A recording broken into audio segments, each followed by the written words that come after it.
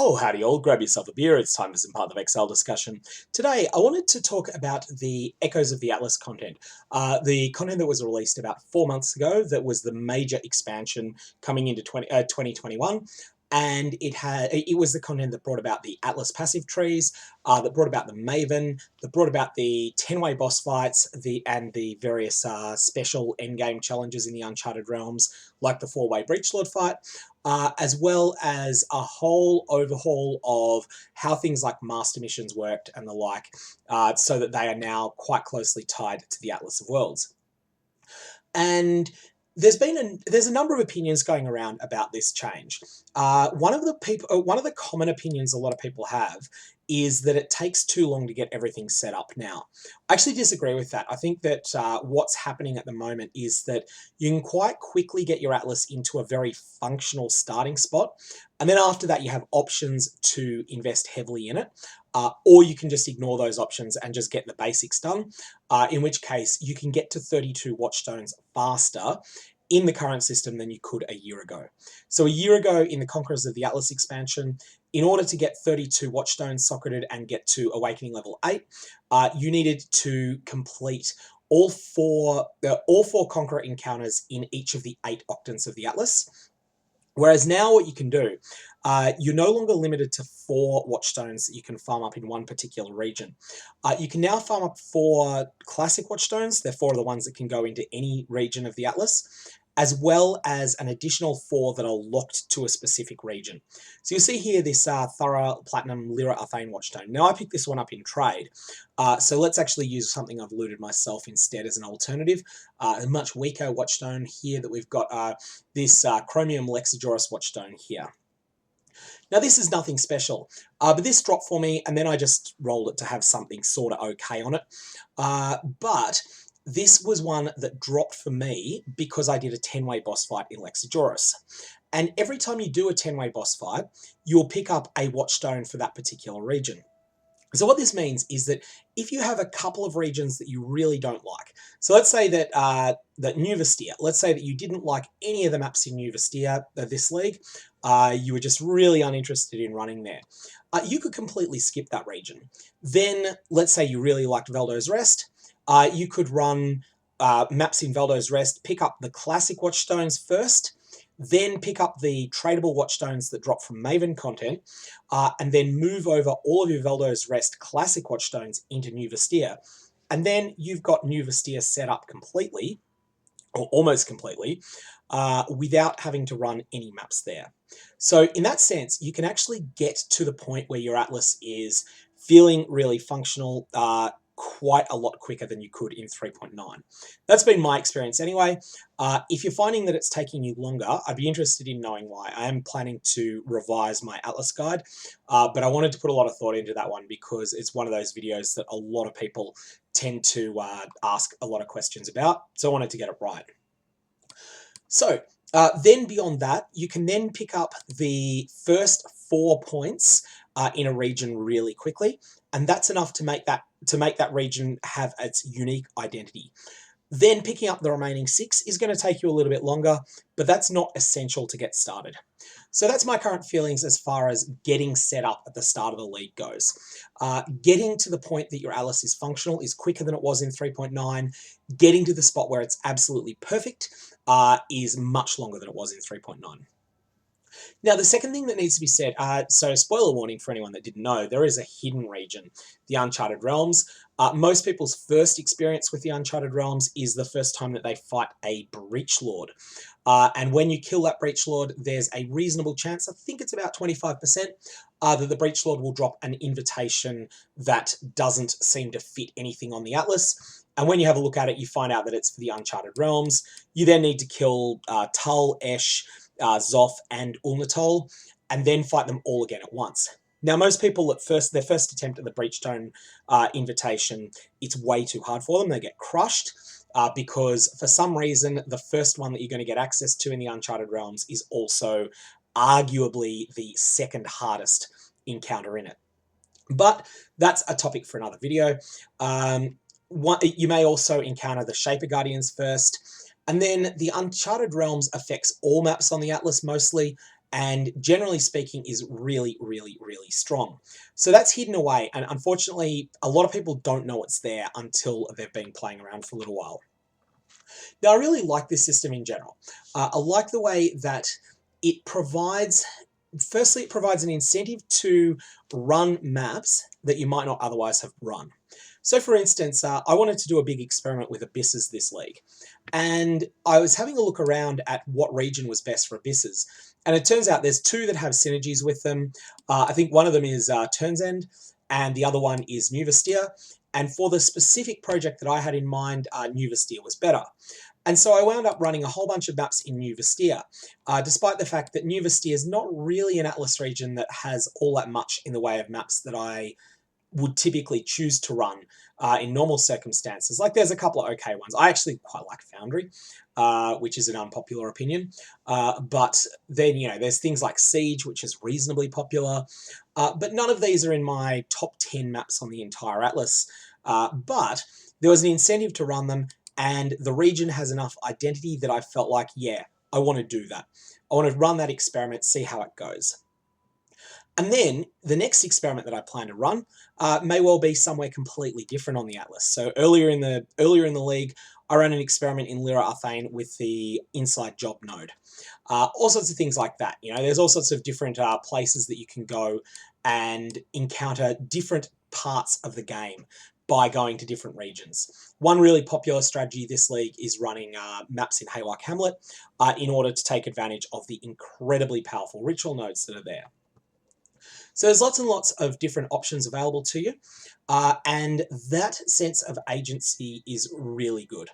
I also think that in 3.13 specifically, so this is specifically the Ritual League, the choices were largely made for you because the old Valdo's Rest Diplomatic Escort node was so overpowered that you felt like you had to run it, even if you had no interest in mapping there.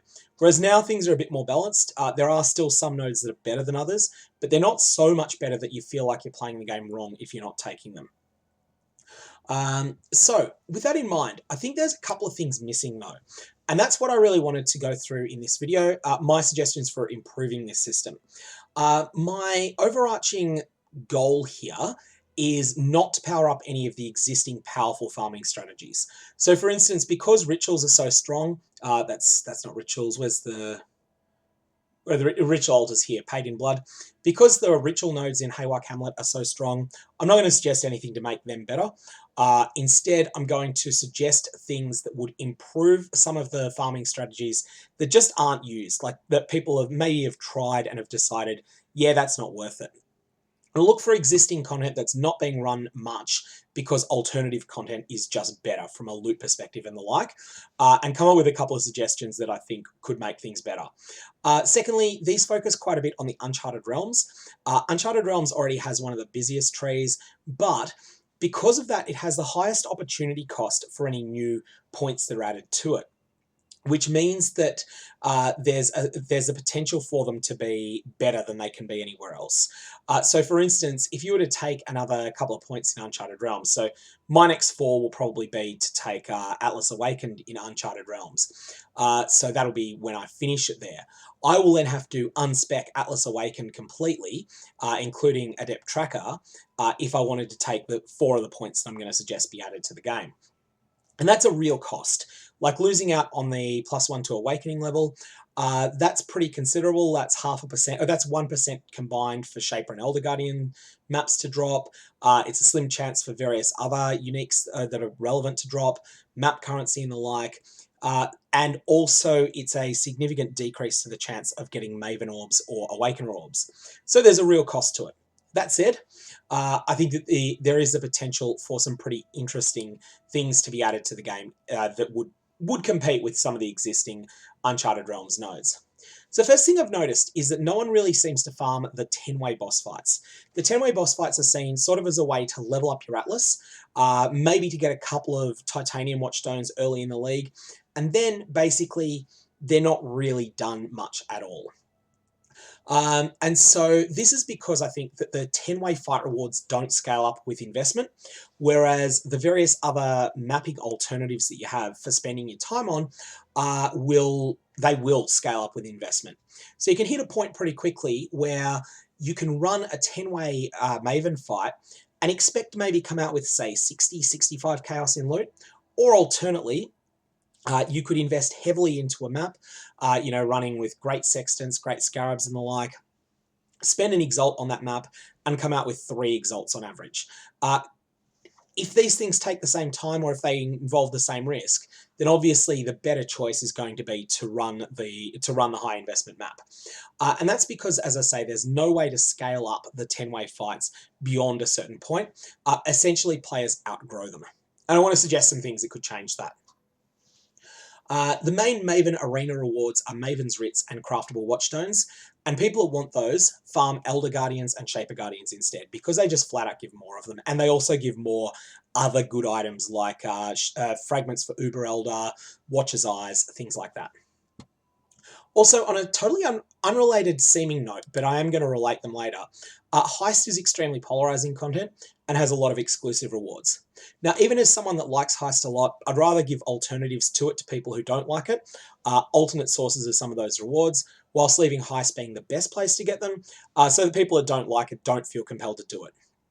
And so, my suggestions here for the Uncharted Realms around the 10-way fights are to add 4 nodes. So firstly, you would have a 2-point node that has Maven 10-way invitations with at least 4 mods have a chance, scaling with the number of mods, to drop Heist exclusive items. Now, Heist exclusive items are alternate quality gems, replica uniques, experimented bases, enchanted and well-rolled rare chest and armor items. These are things that currently only drop in Heist. There's also Thieves' Trinkets, but because they're of no use outside Heist, I'm not going to suggest that they be added there. And that would be something that I think would provide an incentive to maybe consider doing 10-way farming, or a little bit of a reward for people that just happen to like doing it. The percentage numbers, I'm going to put some suggestions down in the comments of this video below, but they'd be the sort of thing that would really require a lot of testing. Secondly, I'd suggest making it so that Maven 10-way invitations grant XP upon success. Now, I did a little bit of a test before. I ran I'm level 93 on this character.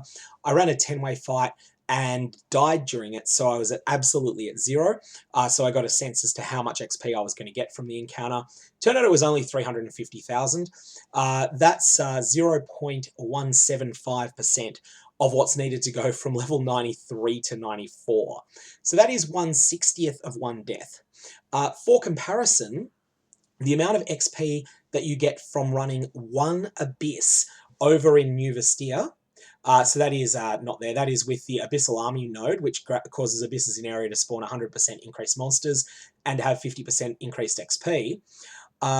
With Abyssal Army allocated, a tier 16 Abyss grants something like 1.1% of a level at character level 93. So you're getting 6 times as much XP for running 1 Abyss as you get for doing the whole 10-way fight. So I think that that's just completely off the planet wrong. And I think that there should be a 2-point node set up that grants Maven 10-way invitations a substantial amount of XP upon success, enough to make them at least compelling with betrayal safe houses, if not better than that, and also that increase the hit points of the bosses in the 10-way invitations. And again, this is all about giving some sort of options to scale up your 10-way fights the way that you can scale up the rest of your mapping. So once you've sort of completed all of the core of the Atlas, this is an opportunity to go above and beyond if you want. The other thing I'd suggest with that is that have these higher hit point Maven encounters also drop improved Atlas-related currency. And improved Atlas-related currency being Delirium Orbs and Elevated Sextants.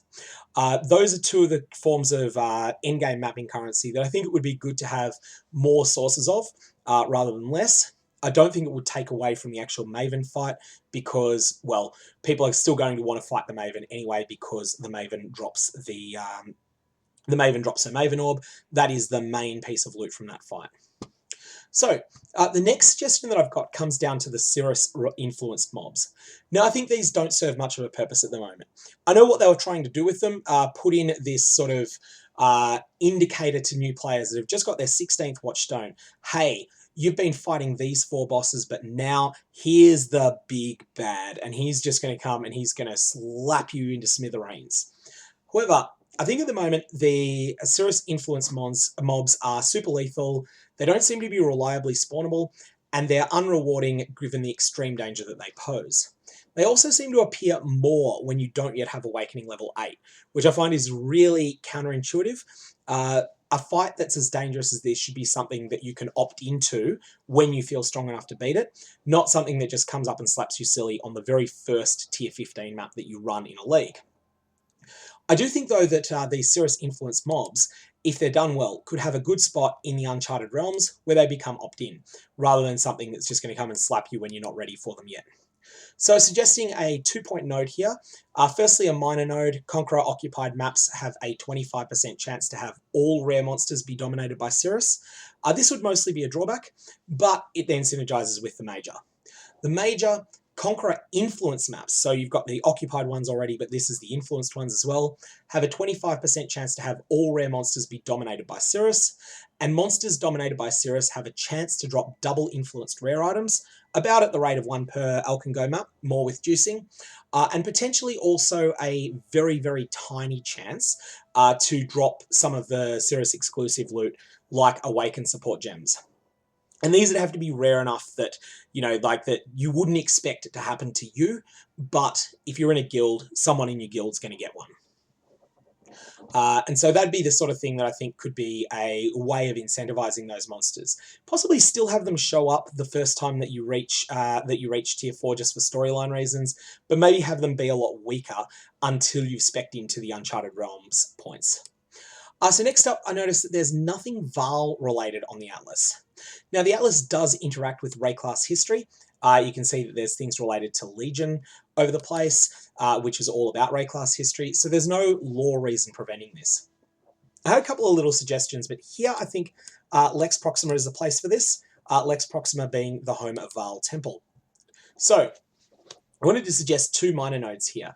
A minor node in Lex Proxima that grants a 10% chance for areas to contain a Vaal side area, but with the explicit exception that this is 30% in Vaal Temple. Vaal Temple is just one of those iconic maps that no one really seems to run anymore because, at least in this league, its divination cards are pretty much worthless because of the Vaal Reliquary key, but also the map is extremely dangerous, and also just has one of the most crazy and fun boss fights in the game. I really like Vaal Temple, but I think that it needs a little bit of a boost to be competitive with other maps.